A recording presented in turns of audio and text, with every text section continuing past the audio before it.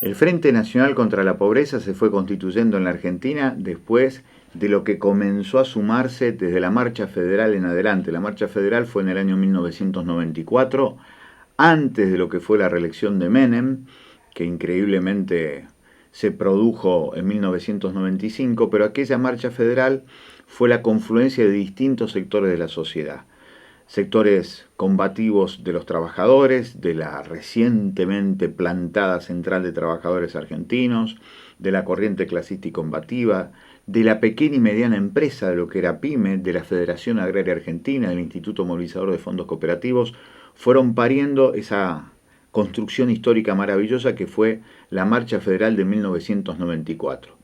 A eso se le fueron sumando distintas organizaciones, distintas marchas contra el hambre de los pibes, ni un pibe menos en la Argentina, se decía en aquel momento, se fue construyendo en la década del 90 con la idea de construir un espacio político que generara una nueva discusión en la Argentina para que hubiera un seguro de empleo y formación, un mínimo de ingreso para que se terminara la pobreza en la Argentina, una discusión sobre jubilaciones, y terminó constituyéndose el Frente Nacional contra la Pobreza, que generó una encuesta a la Argentina en diciembre de 2001, antes del estallido de la Argentina, pero esa gran encuesta, esa gran consulta popular de la que participaron millones, fue elaborada por estas luchas que venían desde principios de la década del 90 contra el neoliberalismo.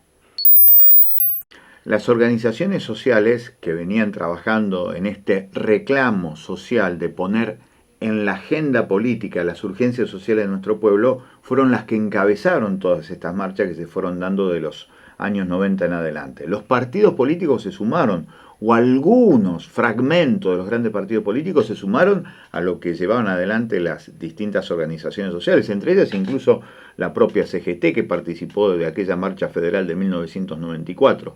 Lo importante para destacar en ese sentido es que las organizaciones sociales llevaban el liderazgo de estas convocatorias y de estas marchas. La consulta popular del Frente Nacional contra la Pobreza fue justamente la idea de unificar a todas esas organizaciones sociales para convocar sobre si la pobreza podía terminarse en la Argentina con estas tres medidas básicas que planteaba el FRENAPO: el seguro de empleo y formación, un aumento de jubilaciones, la cuestión de una emergencia social en la Argentina. Esto era básico, esto era lo que se le planteaba a aquel gobierno de la Alianza que se había erigido como tal porque iba a ser supuestamente lo contrario a lo que había producido el menemato.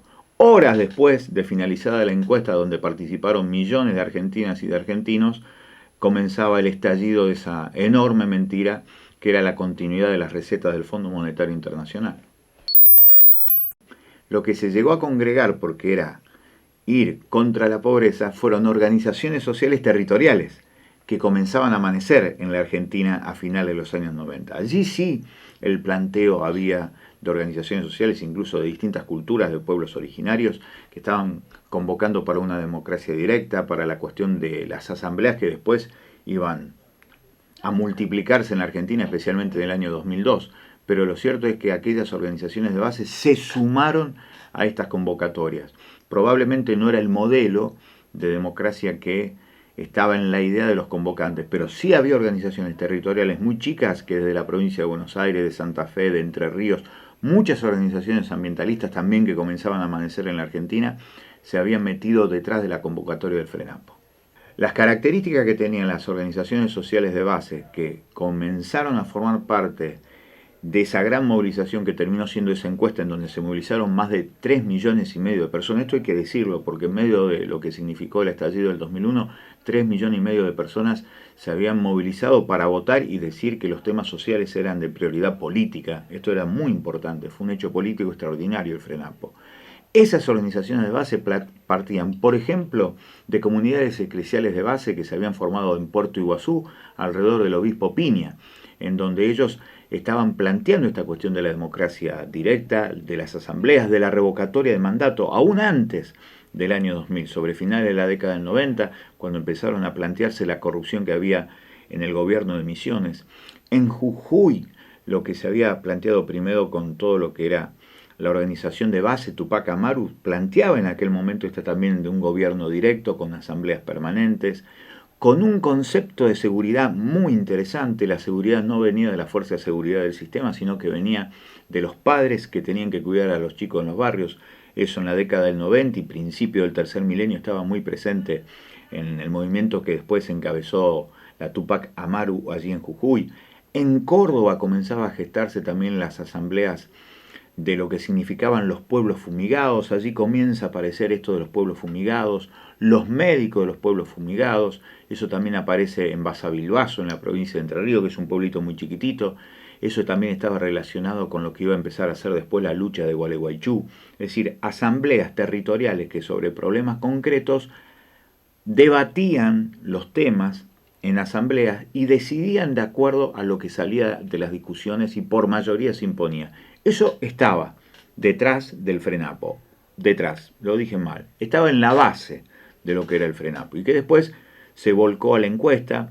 Había militantes que ya no militaban en lo político, venían de lo político partidario, pero sí militaron en el FRENAPO, fueron los grandes encuestadores, fueron los difusores, y eso me pareció una cuestión extraordinaria. Imagínense ustedes que la consulta del FRENAPO se da en diciembre, pero la idea de la convocatoria a la consulta empieza a desarrollarse especialmente a partir de junio del 2001. Y allí participa gente que antes no participaba. Participan monjas de Marta Peloni, que era la más conocida, a novicias que recién entraban en distintos institutos católicos. Eso se vio mucho en la provincia del Chaco, en la provincia de Formosa, también algo en la provincia de Santa Fe. Así que esa construcción de la encuesta nacional del FRENAPO contra la pobreza fue una construcción bien de abajo y con ese concepto asambleario que iba a estallar y multiplicarse, insisto, a partir del año 2002, que fue el gran año de la asamblea. Dicho sea de paso, cuando las asambleas populares aparecieron en 2002, en donde también aparecieron, por ejemplo, esta cuestión del mercado de trueques, que el trueque en la Argentina era una forma de gambetear los efectos de la miseria planificada, los que hacían el trueque también se metieron en el FRENAPO y también convocaban desde allí. Eso fue muy interesante. Y en el año 2002, esa asamblea eran todas hijas directas de lo que fue el Frente Nacional contra la Pobreza. Y allí se planteó esa idea si participar o no en la política institucional. Eso fue un planteo de todo el año 2002. Y fue un planteo en donde se dejó de lado lo político institucional, se trató de dar respuestas a urgencias como la vivienda, medicamentos y otras asistencias, en donde allí la asamblea se vio limitada, no tenía poder de resolución sobre aquello que sí podía debatir, sí podía denunciar, pero no podía resolver. Eso con los años se fue construyendo otra cosa. Yo creo que el FRENAPO fue un éxito, porque el Seguro de Empleo y Formación terminó siendo manipulado por Duhalde cuando fue presidente con aquellos planes trabajar. Sí. Reformulaba eso, la reformulación de la cuestión de los jubilados terminó siendo lo que también hace Cristina Fernández de Kirchner. Esas cuestiones básicas del FRENAPO terminaron siendo tomadas por los gobiernos nacionales que le sucedieron a De la Rúa. Pero el planteo central del FRENAPO, que era distribución de la riqueza e impuestos que graven a las grandes riquezas, eso sigue siendo una materia hoy no resuelta en la Argentina, porque la ley de entidades financieras de la dictadura sigue siendo la misma y por eso son los bancos los que más ganan en la Argentina, a pesar que el año 2001 fue el año en donde la gente atacaba a los bancos con cacerolas y cucharones y sin embargo hoy los bancos son los que más ganan en la Argentina. Así que la reformulación del modelo de dependencia, a mí me parece que hay que plantearlo. Eso el FRENAPO lo planteaba, porque tenía un esquema muy interesante, pero la cuestión de los ingresos mínimos, eso me parece que hoy tiene vigencia. Esto de ningún pibe en la pobreza, eso terminó generando lo que después se llamó la asignación universal por hijo, una asignación universal por hijo que hay que reconocerlo, que bienvenida sea. Hoy lamentablemente no es universal, pero eso sigue siendo un elemento fundamental. Así que tuvo continuidad, se ganó en eso. Lo que hay que hacerle es efectivamente universal. El seguro de empleo y formación también tendría que ser una cuestión universal, pero para eso tenés que ir contra la riqueza. Y acá en la Argentina los sectores de la riqueza lamentablemente están beneficiados en todos los presupuestos, desde el 2013 en adelante, y eso es lo que está faltando. Reconociendo, insisto, lo bueno que se hizo, porque es de necios para mí negar lo bueno, pero también es de necio negar lo malo. El esquema de consulta que generó el FRENAPO tenía un elemento de democracia directa que era el plebiscito y la consulta popular. Eso lo inauguró el FRENAPO y quedó instalada en la memoria popular. Después se iba a dar con el tiempo las consultas populares que se dieron, por ejemplo, en la asamblea de Esquel en contra de la megaminería, lo mismo iba a pasar en Loncopué, también iba a pasar en Andalgalá, en la provincia de Catamarca. Se dieron también consultas, por ejemplo, en Gualeguaychú sobre la cuestión de las pasteras que estaban allí sobre el río que iba a instalar la empresa Bodnia.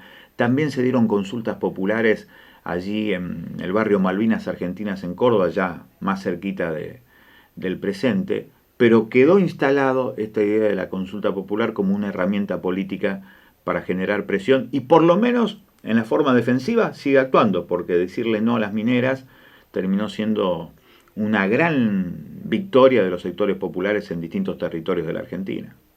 Una de las últimas consultas populares más interesantes fue la que militó durante más de 2 años el movimiento No a la Represa en la provincia de Misiones, en donde se iban a establecer represas vinculadas a multinacionales que iban a cambiar los cursos de los ríos, iban a generar inundaciones en los sectores ya empobrecidos y en forma paralela iban a generar grandes negociados. Esa consulta se trabajó durante más de 2 años y fue un éxito rotundo de los pueblos que no querían que justamente las represas se instalaran. Igualmente, siempre hay que estar atentos porque tanto en Esquel como en Misiones, como en Andalgalá, siempre le buscan la vuelta para ver cómo quieren instalar a las grandes empresas multinacionales. Ahora se está preparando también una consulta entre Salta y Jujuy para la defensa del medio ambiente en cuanto a la explotación del litio, que es uno de los principales insumos que necesita la industria de las comunicaciones hoy. Yo creo que la participación de las organizaciones sociales desde el FRENAPO para acá fueron generando también una conciencia política de saber hasta dónde se pueden cambiar las cosas solamente desde el territorio y qué puede ayudar la participación política de algunos de los integrantes de la Asamblea desde lo institucional. A mí me parece que las organizaciones sociales van en ese debate. Hay muchas organizaciones como el caso de Patria Grande, que es un caso ya nacional que se planteó primero el origen como una asamblea social en movimiento y que discutía política y ahora dio el paso político porque han definido que hay un techo político en lo que pueden hacer las organizaciones sociales, que ese techo político solamente se puede superar con la presencia en los lugares institucionales de decisión. Eso Patria Grande lo ha producido en la provincia de Santa Fe, lo ha producido en la provincia de Buenos Aires últimamente, y hay otras organizaciones políticas, por ejemplo la organización Giros de la Ciudad de Rosario, que tiene un trabajo de más de 13 años en los barrios, constituyendo un tambo comunitario, una escuela que se llama Ética. Ya empezaron a participar políticamente hace 2 años atrás en elecciones de concejales, vuelven a hacerlo ahora, seguramente van a poner a uno de sus representantes, Juan Monteverde, como concejal de la ciudad de Rosario. Así que todas estas experiencias generan que la organización social, más temprano que tarde, deriva en la participación política e institucional porque son herramientas que posibilitan el cambio. No para reproducir la democracia formal, sino para que las herramientas institucionales se fortalezca el trabajo por abajo. Esa creo que es la decisión que van tomando distintas organizaciones sociales. Igualmente sigue habiendo algunas que consideran, según su propio tiempo y parecer, que todavía no ven la salida política por lo institucional. Todavía sigue muy presente aquella falsa discusión para mí metido por Holloway y otros intelectuales, diciendo que el poder se construye por afuera de los factores del Estado, lo cual en países como en los nuestros, en América Latina, resulta imposible, especialmente porque los mecanismos de cambio son mecanismos que se producen con distintas concepciones políticas desde distintas herramientas institucionales, y no se hace muy difícil.